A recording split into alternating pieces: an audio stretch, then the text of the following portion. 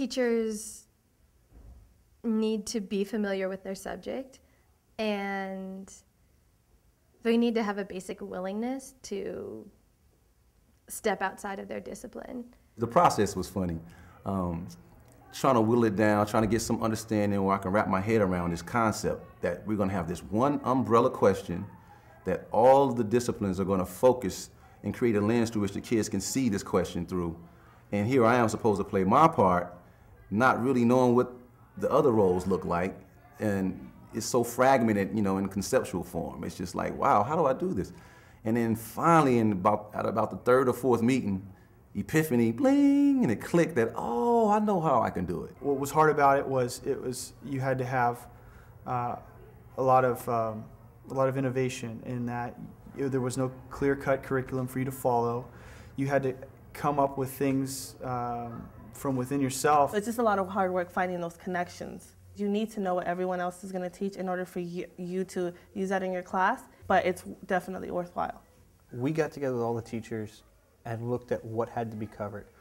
We each looked at our standards, what we wanted to cover, and how we're going to do it. We have planning meetings, then we have a grade level team that breaks off in addition to it, and so you're extra prepared. You don't feel lost in the sauce. You need time to sit down, learn your content, know what you're going to teach. You know, we as teachers have to come together and join and become a team. You know, even though it was hard, in some instances we struggled to come to agreement on certain things, I think that actually, you know, as educators, taught us lessons too, not only about each other, but about how we're going to approach these same kind of dynamics within our kids when we see them. Actually learning what they're teaching really gave me a good perspective on how to teach my kids. You have to have a team of people who are willing for the betterment of the kids to come together and really, really, really remove egos and try to see how we can best weave a thread through our classes. There's no way you can pull this off without having systematic meeting times and quality conversations that yield some real products, some real fruit, productiveness.